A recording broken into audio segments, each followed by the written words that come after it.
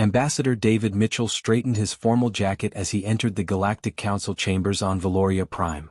The massive crystalline hall sparkled with alien architecture, and representatives from 40 species occupied their designated platforms.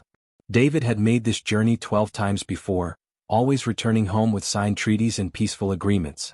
Today was supposed to be simple, just finalizing mining rights in Sector 49. He had even promised his wife Linda that he would be home in time for their anniversary dinner next week. The Valerian High Chancellor, a towering being of living crystal named Thexmore, activated the chamber's central platform.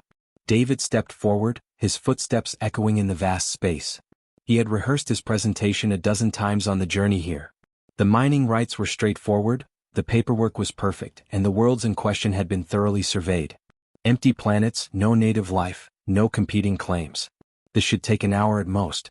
But instead of trade documents appearing on the holographic displays, images of human colony ships filled the space above him. David's confident smile faltered. Those were the new settlements in the Outer Rim, colonies that Earth had established 6 months ago. What did they have to do with mining rights? Thexmore's voice resonated through the chamber like shattering glass. Ambassador Mitchell, humanity stands accused of violating Protocol 7 Alpha. You have established unauthorized colonies in restricted space. David kept his voice calm and professional. Your Excellence, those worlds were unclaimed according to all galactic surveys conducted over the past century. We filed proper settlement notices with the Colonial Affairs Bureau and waited the required 90-day objection period. No species raised any concerns. Around the chamber, alien representatives shifted in their seats. Some looked away. Others watched with expressions David couldn't quite read. The Threshian delegate, who had always been friendly during past visits, wouldn't meet his eyes. Something felt very wrong here. Silence. Thexmore's word cracked through the air. The Council does not recognize human interpretations of our laws. Your species was granted provisional membership 20 years ago. You have abused this privilege. You have expanded without permission. You have shown the same aggressive tendencies that marked your violent past. David felt his stomach tighten. This wasn't a negotiation or even a formal complaint hearing. This was something else entirely. He had been to enough diplomatic functions to recognize a setup when he saw one. Chancellor, with respect, I request time to contact Earth and arrange proper legal representation. If there are concerns about our colonies, we should address them through established channels. Denied. The word came fast and final. This council has deliberated for 3 months. We have reviewed your species' history. Your wars, your weapons, your destruction of your own planet's environment. We have reached our verdict. For crimes against galactic order and for being a threat to civilized space, you are sentenced to execution by plasma immolation. The sentence will be carried out immediately. For a moment, David couldn't process the words. Execution? For what? Establishing colonies on empty worlds? His mind raced. This violated every principle of galactic law. There had been no trial, no defense, no evidence presented. Just an accusation and a death sentence. Guards emerged from the shadows, massive armored beings that David had never seen before. They moved with purpose, clearly prepared for this moment. This had been planned. Maybe for weeks. Maybe from the moment he accepted the invitation to come here. David's diplomatic training took over. He forced himself to stay calm. Panicking wouldn't help. He tapped the emergency beacon hidden in his watch, a device every human ambassador carried but none had ever needed to use. Then he activated his secure communication line to Earth. This is Ambassador Mitchell. Emergency code Black. The Council has sentenced me to execution without trial. Repeat, execution without trial. They're claiming the Outer Rim colonies violated their laws, but this wasn't an accident. The chamber, the guards, everything was prepared in advance. They planned this. He paused as the guards grabbed his arms. Their grip was like steel. Tell President Hayes and Admiral Brennan that they have chosen fire. Mitchell out. The guards dragged him toward a transparent chamber in the center of the hall. Through its walls, David could see plasma coils lining the interior, sophisticated technology designed to superheat the air inside to incredible temperatures. It would incinerate organic matter in seconds. This was how the Council dealt with threats then. Not with justice or law, but with terror and spectacle. As they forced him inside the chamber, David looked directly at the recording devices mounted around the hall. He knew this was being broadcast. That was the point. The Council wanted every species in the galaxy to see what happened to those who defied them. They wanted fear. But David refused to give them the satisfaction of seeing him beg. He stood straight, shoulders back, and met the cameras with steady eyes. If these were his final moments, humanity would see their ambassador die with dignity. They would see that fear hadn't broken him. Thexmore raised one crystalline limb toward the execution controls. Let this be a lesson to all species who defy the Council's authority. Let it be known that the Council maintains order in the galaxy. Chaos and aggression will not be tolerated. The plasma coils began to glow, a terrible orange light that grew brighter by the second. David thought of Linda, of the life they had built together, of the daughter they had raised who was now serving on a deep space research station. He thought of Earth, that beautiful blue world where humanity had finally learned to live in peace with itself. The heat built rapidly. David closed his eyes. Thexmore's final words echoed through the chamber, "Broadcast this everywhere. Humanity must learn their place." On Earth, in homes and offices and military command centers, billions of humans watched in horror. In the United Earth Assembly Chamber in Geneva, President Robert Hayes sat motionless, his hands gripping the armrests of his chair so tightly his knuckles turned white. Beside him, Fleet Admiral Laura Brennan stared at the screen, her jaw clenched. The broadcast feed went dark. For a long moment, nobody in the assembly chamber spoke. Then Admiral Brennan turned to the president, her voice quiet but carrying clearly in the silence. "Mr. President, I recommend we activate Project Reckoning." President Hayes gave a single, sharp nod. The United Earth Assembly Chamber in Geneva had never been this quiet. 300 representatives from every nation sat in absolute silence, still processing what they had just witnessed. President Robert Hayes stood at the central podium, his face showing no emotion, but everyone in that room knew what he was feeling. They all felt it. The rage, the grief, the disbelief that the galaxy they had worked so hard to join had just murdered their ambassador in cold blood. Admiral Laura Brennan stepped forward from her position at the military advisory station. She carried a single data tablet, its screen glowing softly in the dim light. "Mr. President, members of the Assembly, we need to discuss something that has been kept classified for the past 30 years. Representative Thomas Chen from the Asian Pacific Coalition spoke up. "Admiral, with respect, we just watched David Mitchell burn alive on Galactic broadcast. What classification matters right now?" Brennan's expression didn't change. "The classification that explains why humanity has been so careful, so diplomatic, so peaceful for the past generation. The classification that explains what we have been preparing for if this peace ever failed." She activated the tablet, and holographic displays filled the air above the assembly floor. The images showed warships. Not the small patrol craft that humanity used for asteroid mining or the defensive platforms that orbited Earth. These were vessels of war, sleek and deadly, bristling with weapons that made the assembled representatives lean forward in their seats. "Ladies and gentlemen, allow me to introduce Project Reckoning." Brennan's voice was steady, almost clinical. "When humanity achieved world peace 40 years ago, our leaders made a decision. We would pursue diplomacy and friendship with the galaxy. We would be the peaceful species we always claimed we could be. But we would never, ever be helpless again." The holographic display shifted, showing vast construction facilities hidden inside hollowed-out asteroids in the Kuiper Belt. Massive shipyards that had been operating in secret for decades, staffed by volunteers who understood that their work might never be needed, but that it had to exist just in case. President Hayes finally spoke. "How many ships, Admiral?" 2,347 combat vessels, Mr. President. Ranging from fast attack corvettes to full dreadnoughts.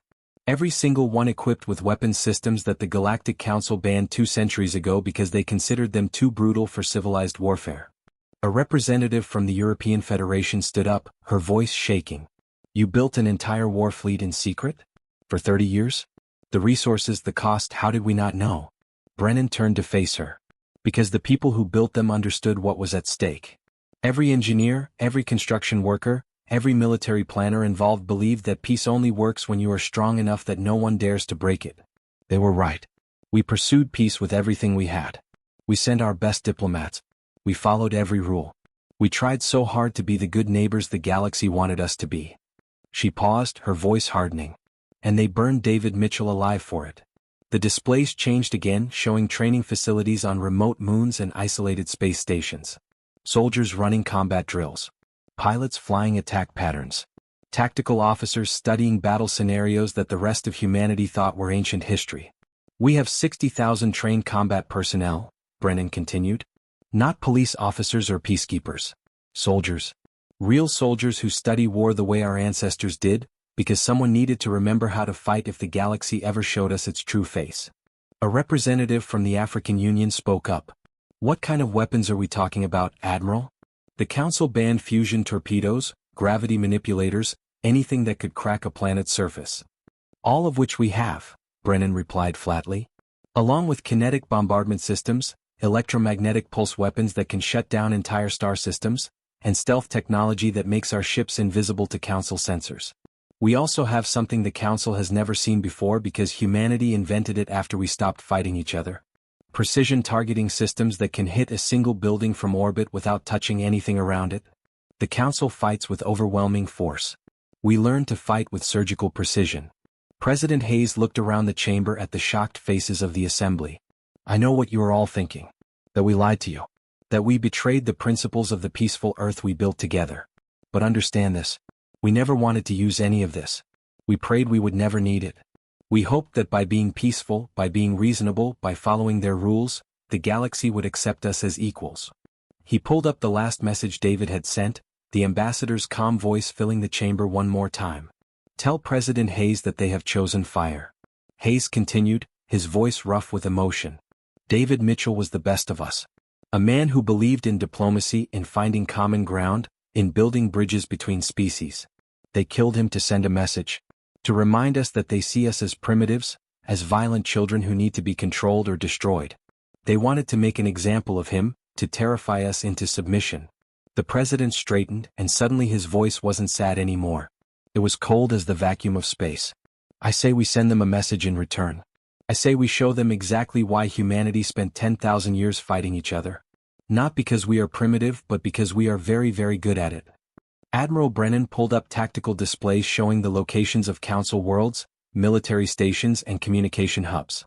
We have been monitoring Council activities for years. We know their fleet positions, their defensive capabilities, their response times. They have fought 3 wars in the past 1,000 years, all against species with inferior technology.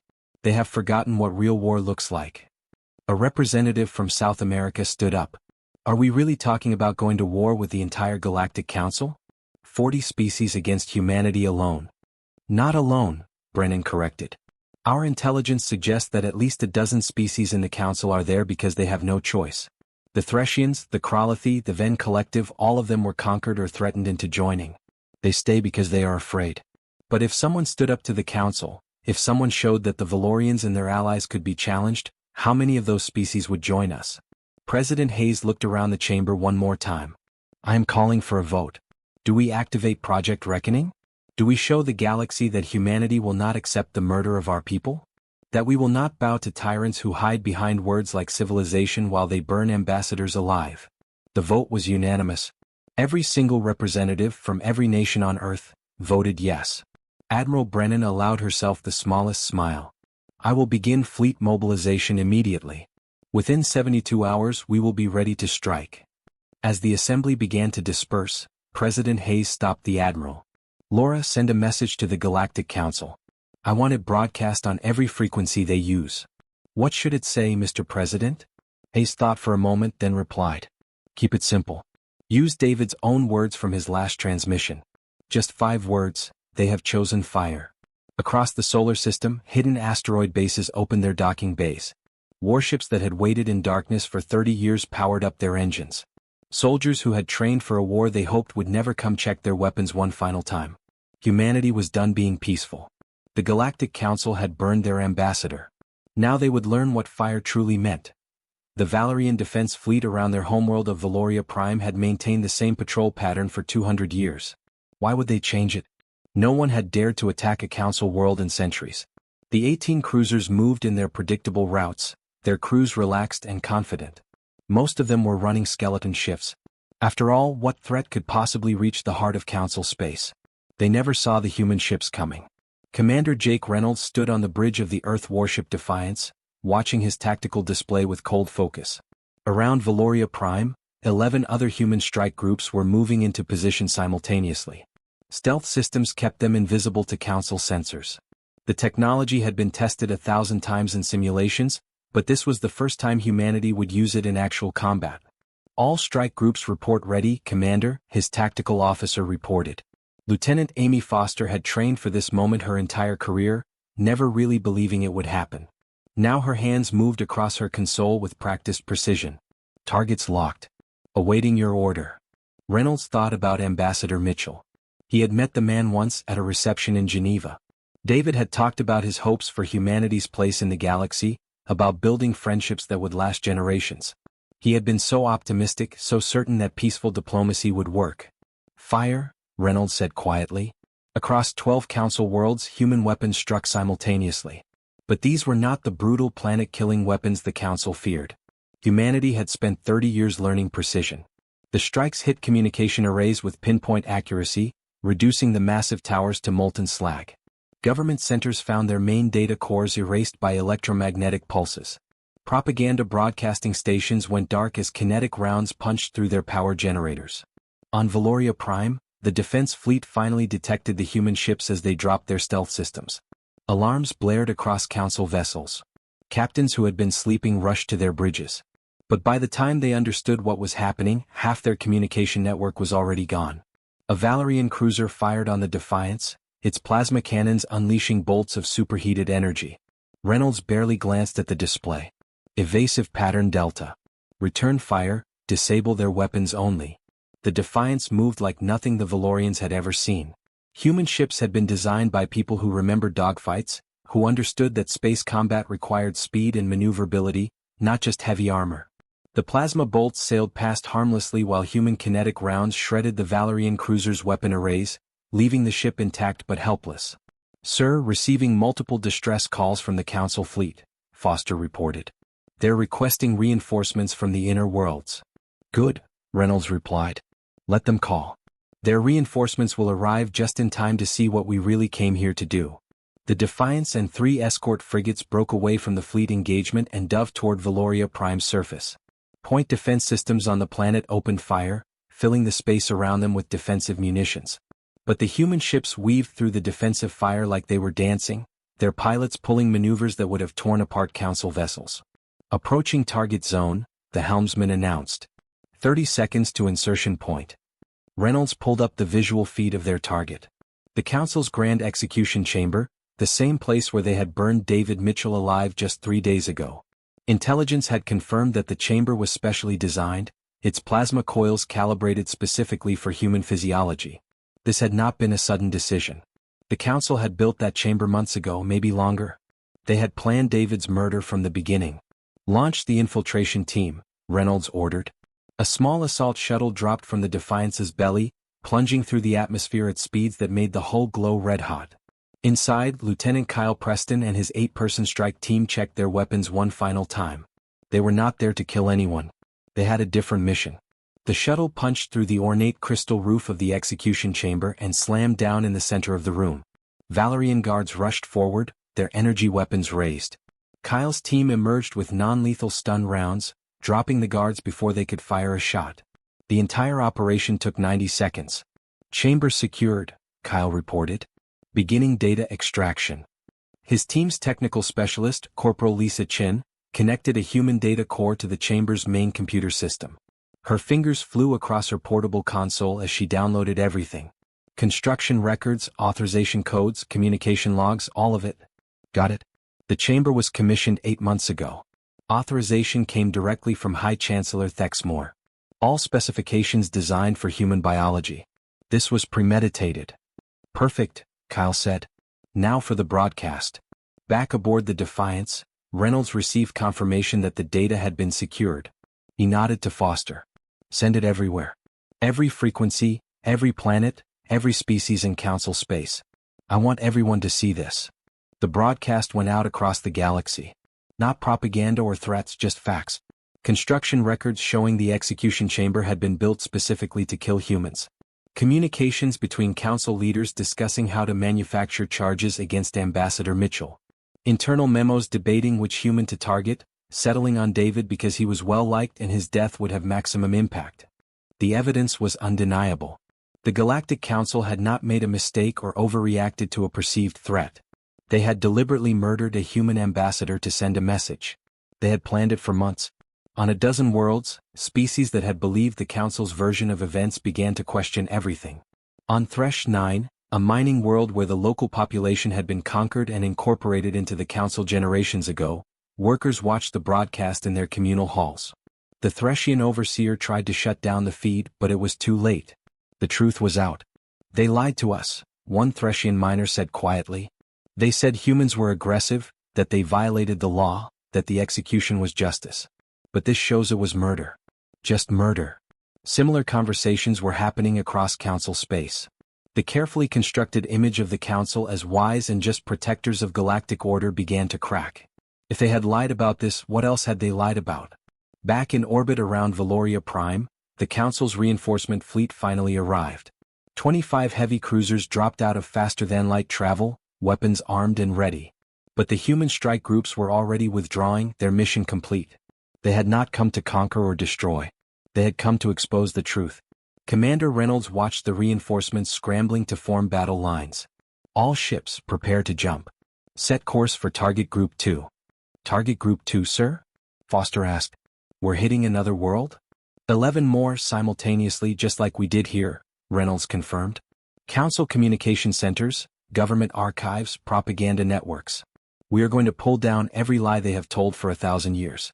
By the time we are done, every species in the galaxy will know exactly what the Council really is."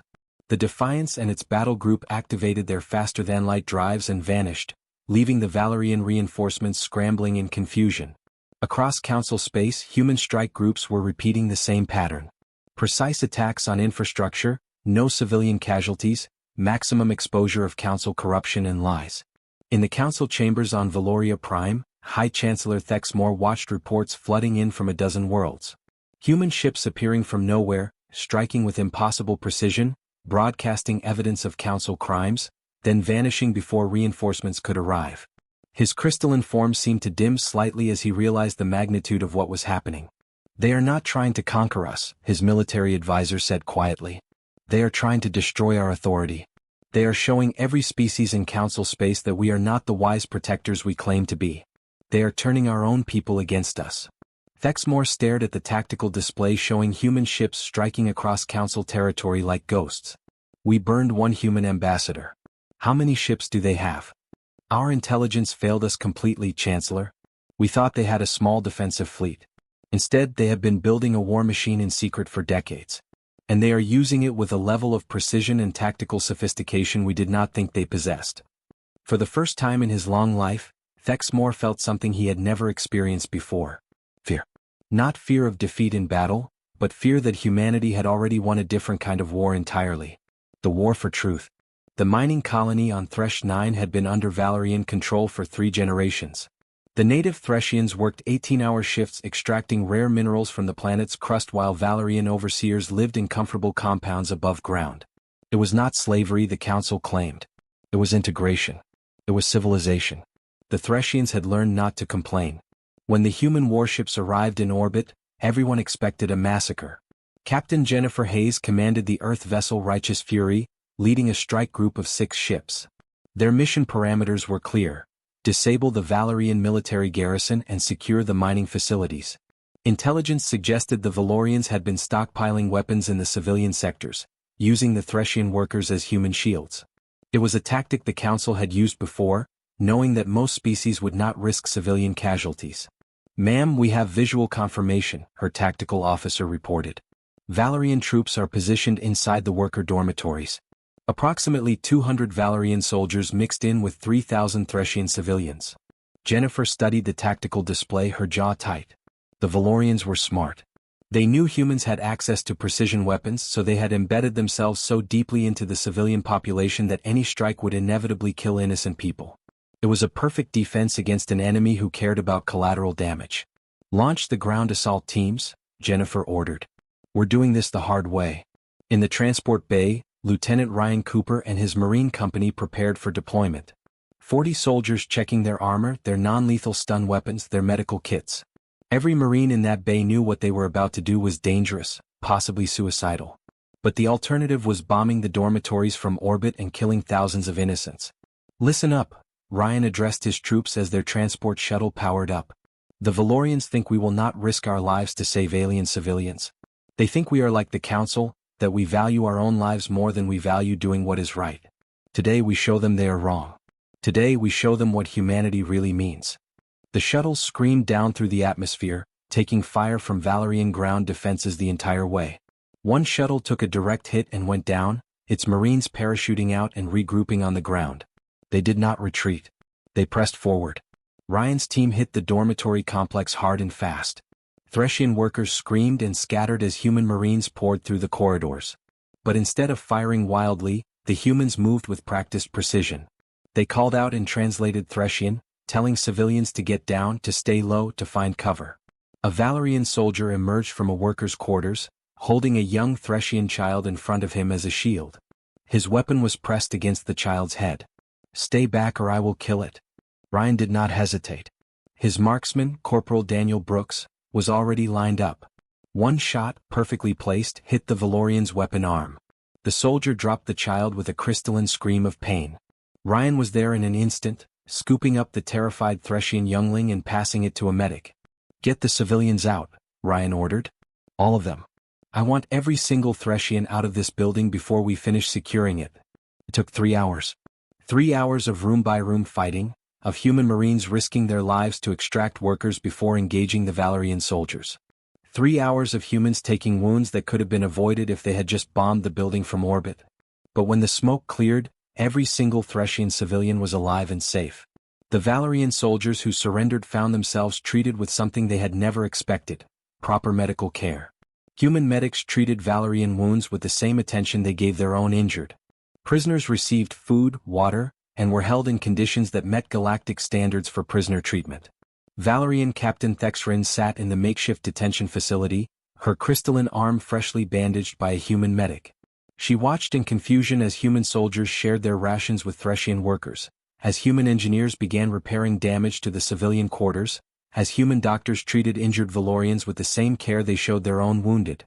When Captain Jennifer Hayes came to interview the prisoners, Thexrin could not contain her confusion any longer. "Why?" she asked. "Why did you save them? The Threshians are nothing to you. You could have destroyed this entire facility from orbit. You lost 17 Marines extracting civilians. Why sacrifice your own people for aliens?" Jennifer looked at the Valorian captain for a long moment before answering. "Because that is what Ambassador David Mitchell would have done. He believed that every life mattered, human or alien. That civilization was not measured by how advanced your technology was, but by how you treated the helpless. You burned him alive for trying to teach the galaxy that principle.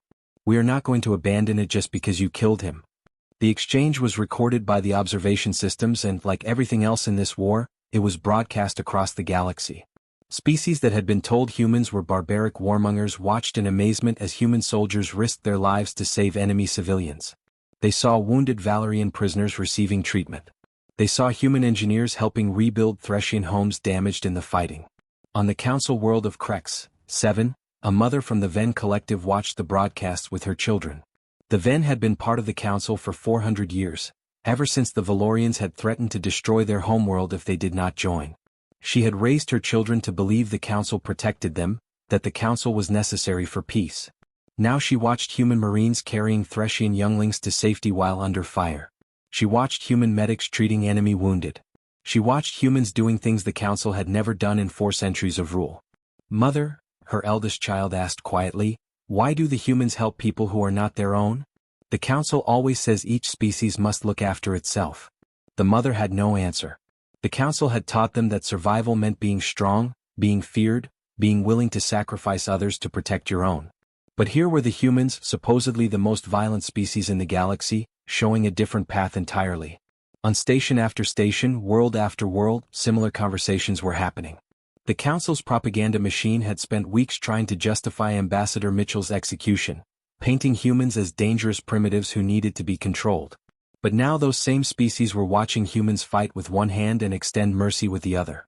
Back aboard the Righteous Fury, Jennifer received a priority communication from Earth Fleet Command. Admiral Laura Brennan's face appeared on the screen.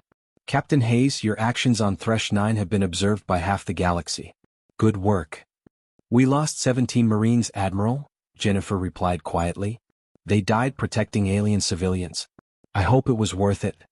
It was, Brennan assured her. Do you know what is happening right now? 12 species have sent secret communications to Earth. They want to know if we would help them leave the Council. The Threshian Collective just declared independence and asked for human protection. You did not just win a battle today, Captain. You won hearts and minds. Jennifer looked out at Thresh 9, where Threshian workers were gathering in the central plaza, not in fear but in celebration. They were free for the first time in 3 generations. And they had been freed by the species the Council called barbaric. Admiral, permission to speak freely, Jennifer said. Granted. The Council thinks this is a war about territory or power. They don't understand that we are fighting for something bigger. We are showing the galaxy that strength and compassion are not opposites. That you can be powerful and still be kind. That is what Ambassador Mitchell died believing. And that is what we are going to prove. Brennan smiled slightly. That is exactly what we are proving, Captain. Continue your mission. And remember, the galaxy is watching everything we do. Let's make sure they see the best of humanity. As the righteous fury prepared to jump to its next target, Jennifer thought about David Mitchell. The man had spent his career trying to show the galaxy that humans had evolved beyond their violent past, that they could be trusted as equals. The Council had murdered him for it. But in death, David's dream was coming true in ways he never could have imagined. Humanity was showing the galaxy that you could be warriors and healers at the same time. That real civilization was measured not by how well you destroyed your enemies, but by how you treated them when they were defeated. The Council had tried to teach the galaxy to fear humans. Instead, humanity was teaching the galaxy something far more dangerous to tyranny: hope. 6 months into the war, the Galactic Council was collapsing from within. Not because humanity had destroyed their fleets or conquered their worlds, but because the foundation of fear and lies they had built their empire on was crumbling. Species that had obeyed the Council for centuries were now openly defying orders. Colonies were declaring independence. The careful balance of power that had kept the Council in control for 1,000 years was falling apart. High Chancellor Thexmore stood in what remained of the Council chambers on Valoria Prime. Half the representative platforms stood empty. The Threshian Collective had withdrawn completely, now under human protection. The Ven Collective had simply stopped responding to Council communications. The Kralathi had recalled their ships from Council fleets and were defending their own borders. Even species that remained were questioning every order, demanding justifications that the Council had never needed to provide before. How many ships have we lost? Thexmore asked his military advisor. In direct combat? Only 342. But we have lost operational control of 17 sectors. Our communication networks are compromised. Our propaganda broadcasts are being jammed by human countersignals. And worst of all, our own member species are refusing to fight. The Valerian fleet is down to 60% strength because crews from other species have deserted or mutinied. Thexmore's crystalline form seemed to dim. We have 2,000 ships remaining. The humans cannot have more than that. Why can we not achieve victory? Because this is not a war we can win with ships, Chancellor. The humans have turned this into a war of ideas. Every time we try to suppress information about what really happened to Ambassador Mitchell, they broadcast it again on different frequencies. Every time we claim humans are barbaric, someone shares footage of human marines saving alien children under fire. We cannot fight an enemy who wins battles by being compassionate. A priority communication interrupted them. It was from the Valerian military fleet commander. Chancellor, we have a situation. A human fleet has appeared at our outer defense perimeter. They are not attacking. They are requesting a diplomatic meeting. Thexmore felt something close to relief. Perhaps there was still a way to salvage this. What are their terms? They request a face-to-face meeting aboard their flagship. They guarantee safe passage for our delegation. Every instinct told Thexmore this was a trap. But what choice did he have? The Council was fracturing. Species were abandoning them daily. If there was even a chance of negotiating an end to this disaster, he had to take it.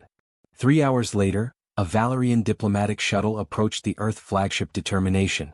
The massive warship dwarfed the shuttle, a reminder of the military power humanity had kept hidden for so long.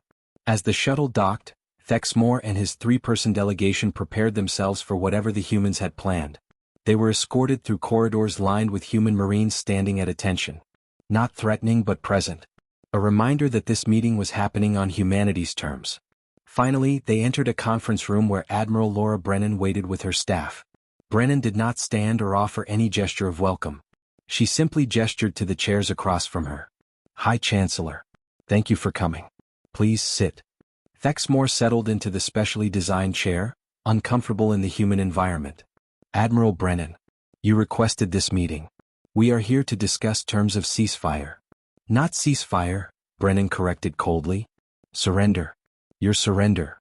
The Council does not surrender, Thexmore said, trying to maintain some dignity. We have thousands of ships, dozens of worlds. This war could continue for years.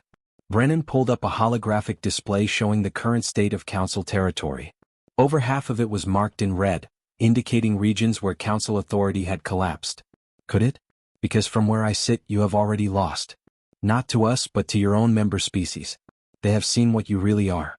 They know you murdered Ambassador Mitchell in cold blood after planning it for months. They have watched your soldiers use civilians as shields while our Marines risked their lives to save those same civilians. They have compared your promises of civilization with your actions, and they have found you wanting. Thexmore had no response. Everything she said was true. Here are our terms, Brennan continued, her voice hard as steel.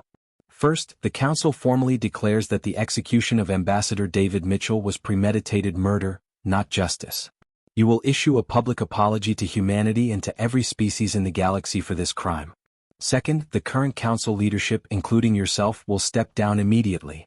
Third, the Council will be reformed with representation based on population and democratic principles, not military strength. Every species gets a real vote, not just the illusion of one. That would destroy everything the Council has built, Thexmore protested. Good, Brennan replied without hesitation. Because what you built was a tyranny dressed up as civilization. You kept species in line through fear and propaganda. You crushed anyone who challenged your authority. You murdered a peaceful ambassador because he represented a species you could not control. Yes, we are going to destroy that. We are going to replace it with something better. And the fourth term? Thexmore asked, knowing there had to be more. Human oversight of the Reformed Council for 1 generation. 25 years. We will have observers present at all Council proceedings. We will have veto power over any military action.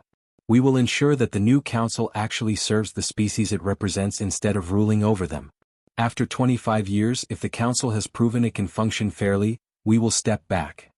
Thexmore felt his crystalline structure crack slightly, a sign of extreme stress. This is humiliation.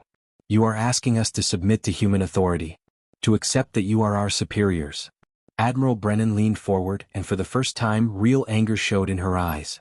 You burned our ambassador alive on Galactic broadcast. You wanted to humiliate humanity to show us our place. You wanted to make an example of David Mitchell to terrify us into obedience. And when we responded, when we showed you that humanity does not bow to tyrants, you want to talk about humiliation. She pulled up an image of David Mitchell, standing calmly in the execution chamber moments before his death. This man believed in peace. He believed in diplomacy. He believed that different species could work together as equals. You murdered him for those beliefs. And now you want to negotiate as if you have any moral authority left. The room fell silent. Thexmore looked at the terms displayed on the holographic screen. Everything they represented was the end of Valerian dominance, the end of the Council as it had existed for a millennium. But the alternative was watching the Council tear itself apart as more species abandoned them. If we refuse these terms? Thexmore asked quietly. Then we continue what we have been doing. We keep broadcasting the truth about the Council. We keep showing the galaxy that there is an alternative to your rule.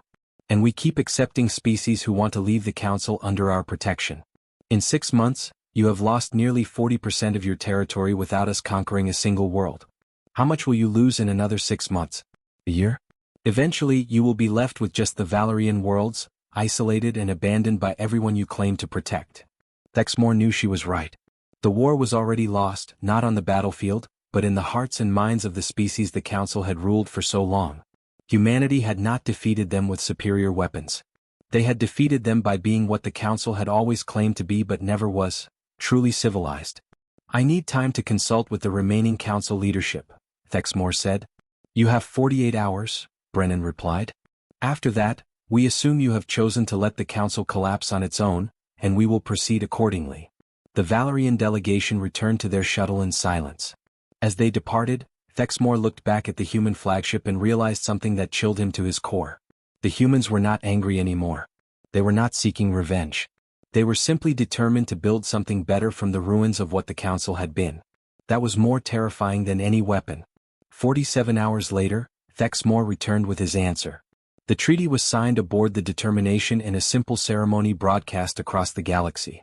The Galactic Council as it had existed for 1,000 years was dissolved.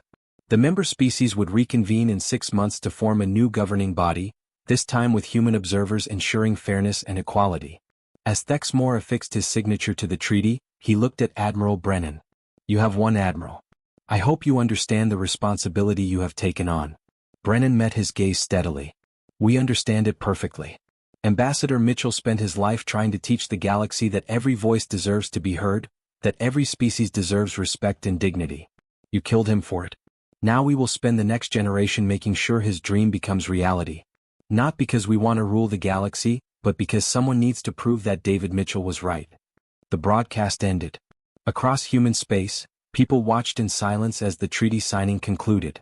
In Geneva, President Robert Hayes sat in his office, looking at a photograph of David Mitchell taken at the ambassador's last visit to Earth. The man was smiling, optimistic about humanity's future in the galaxy. "We kept faith with you, David," Hayes said quietly to the photograph.